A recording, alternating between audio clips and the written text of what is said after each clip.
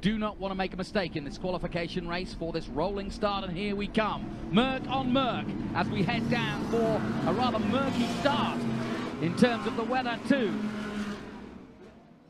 Here we come. It's been a good, clean formation lap, and we're racing at Macau. What a beautiful sound and what a beautiful sight here at Macau. Manuel dives into third place and attack to the wall for sure from one of the Mercedes, and I think, if I'm not mistaken, that wasn't Eduardo Mortara. Look at the Maro Engel now. Look at that. I said there'd be three wide, and they are. And here comes the number 18 BMW in third place. It's a super start by Augusto Farfus. Absolutely rocketed off the line. Looked to find a space. He found a space as well. Up into fourth place. And really challenging for third. He's got third already. And Maro Engel takes the lead as they go through Lisboa for the first time. Is anybody going to get caught out by the famous corner that is? Ooh, Rosenquist just misses the Lisboa corner there, but they're all safely through. Super stuff by the Brazilian in the 18th BMW Art car. Maro Engel leads up into sector 2. Now this very, very tight. They're so wide, these cars, and the walls and the barriers get oh so close. They never look quite as close as when you've got GT cars racing, and in a single line they all go through. So a few little skirmishes, but pretty much everyone seems to have got away with this. Eduardo Mortara there in second place, Augusto Farfus in third, and Maro Engel from the inside of the second row of the grid getting the best of the starts. And it was Daniel Juncadella who definitely came together with the wall in the number 50 Mercedes. If we go back and have a look at the replay, if they do show us that, as we go on board now, he definitely touched the outside wall of Reservoir Bend. Doesn't look as though there's major damage to the car, but we'll keep you informed as to whether... Oh, no! Oh, mayhem! And there's millions and millions and millions of dollars of damage here at the mighty Macau. And that is one of the worst GT accidents I've ever seen here. And in the place, the city that is a gamble, the lottery has absolutely come to an end. Right at the front of here is the 911, and you can see his frustration. Cars everywhere. Lucas de Grassi not even on the ground. Not on the tarmac. And not able to get out. Did anybody make it through? No hesitation in bringing out the red flag. Yes, they did, look. Course completely blocked. My goodness. My goodness. What were you saying as we walked across the bridge? Everything had been relatively clean so far today. Mm-hmm. I rest my valise. Goodness me. 4 cars come through. Wow. Into pit lane. Now, we don't know... well, let's have a look at what happened, first of all. We haven't seen what happened. Augusto Farfus in third place goes through, and it's the police that they come together, and it's Juncadella who may well have been the cause, because Juncadella now backwards, and I think he had a damaged car anyway, but Juncadella is the car that's turned round. The Porsche of, is it? I'm trying to see who it was. I think it was Laurent Vantour. It is Laurent Vantour's car. There he is at the front. Yeah, Laurent Vantour came through, and all the drivers are out and having a word.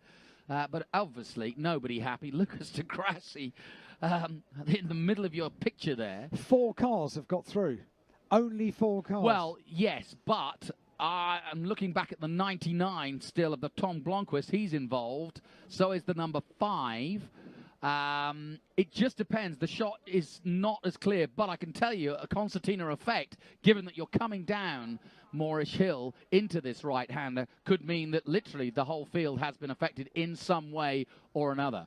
And I can also assure you that we've got a long wait for the resumption of this one, folks. But if you've just tuned in and you've never seen the Macau Grand Prix, this is not bad driving. These are the very best drivers in the world. I can see that Felix Rosenquist is out of the car and okay.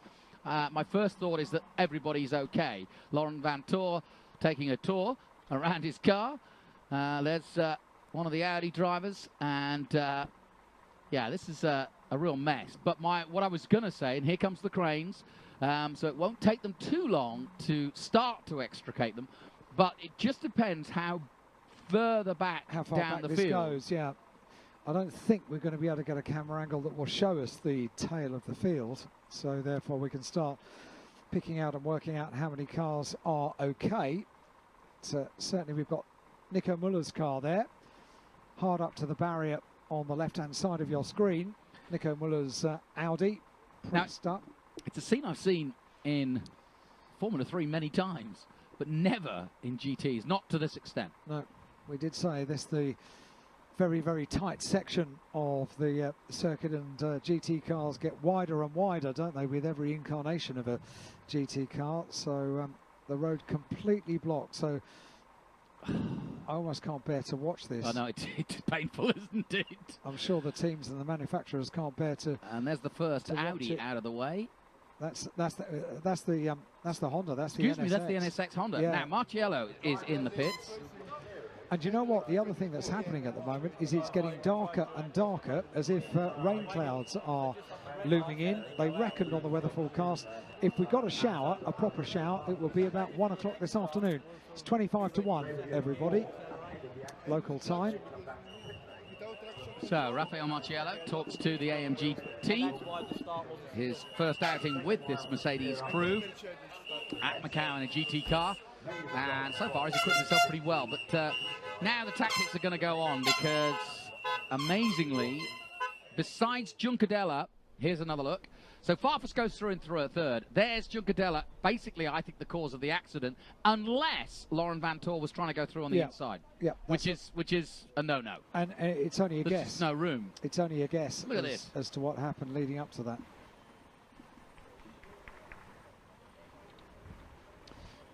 One, two, now, here's three, another thing 4, 5, 6 million, or just cars? 6 cars at very least. We're trying to recover Laurent Vantor's Porsche, which is very battered. Here's something they instituted last year into this race, is these dollies. They work really well. They do. They literally just pick the front of the car up, put them on the dolly, and then pull them away. Laurent Vantor, of course, who won this race last year, albeit with a different manufacturer. Oh, here we go, on board. Oof. Scary. And that, of course, is the number 11 of Lucas Di Grassi, who's the one who ended up off the ground. Look, there he is. Number 11. Now, 4 cars, that's all. There's Maro Engel, made it through. Most of the Mercedes. The other, Augusto Farfus. It could be a 4-way race. 3 Mercedes against a BMW. Yeah, what a peculiar situation. I think you're right. I think there are going to be plenty more cars that are unscathed. I mean, looking down to, I would argue that if the other guys were smart enough to get off the brakes or get on the brakes early enough, Rosenquist was definitely involved in the incident because he was out of the car pretty quick. That's 11th place. But we could see the likes of Marco Wittmann, Bertolotti, Dumas, Young, Robin Frins. I say that tentatively. Potentially, okay. This could be absolutely brilliant for Robin. Yes, it could. He needs a recovery. It was a tall mountain to climb from the penultimate row of the grid. But with, obviously, he wouldn't want it this way, but with a number of cars not able to take any kind of restart, then a number of places can be made up very, very swiftly. Good news, if there is that, if there is any good news from this, as they take Juncadela's car out of the way. So let's have a look at. Well, I'd like to see how Laurent Vantor approached this corner now. If you go on board with Laurent Vantor down the hill, the next is the right-hander, and you can see Mercedes of Juncadella is in front of him. Okay, he was unsighted, to be fair. I'm not putting any blame on him. Juncadella had already hit police bend by the time that Laurent Vantor came across him. And so no blame apportioned, I'm afraid, if I'm going to put any blame in right now, and I don't want to. Let's not. Let's not. Let's talk about the recovery some more, shall we? Yeah, we shall. But I'm not going to blame the 911. I'll say that, shall I? And absolutely, and very good to have the onboard shot. So we found out what happened leading up to what can only be described as a very upsetting scene, because now forklifts, cranes, flatbed recovery vehicles, it's all hands to the pump now to get the road clear. Imagine if you were a race fan and you'd never been to Macau and you were sort of saying, well, what's all the fuss about? Why do people get so excited about it? And then you witness that, you're like, oh, I get it now. It is interesting, and following such a a clean and untroubled race for the Formula 3 cars. This was mayhem. Yeah, unpredictable, really. I did wonder if we might be. So here we go. Here's a look down the pit lane at those. A safety car for the WTCC. So he's actually not the driver of the car we're looking at, but that car we are looking at right here is Maro Engel's car, and he's okay. And you can see not a drop of problems for him. And got a very good start. And interestingly, people putting hoods on and umbrellas up. We have rain, folks. It's really dark, really, really dark. And the wind's just got up, so I've got a feeling it is raining. What could possibly go wrong? Yes. As you can see, the number 48 car is fire and clean as a whistle. Eduardo Mortara is okay. And Augusto Farfus is A-OK. This is the next car you will see. Number 18, the Schnitzer BMW. And Charlie Lamb and the boys. So Farfus in and with a great chance of perhaps making it. He made a really good start, did Augusto. And yeah, you see a few drops on the camera now. There's Charlie Lamb chatting away down. It's Callum Ilott. Maybe he fancies his chances. He's asking him what the fuss is all about.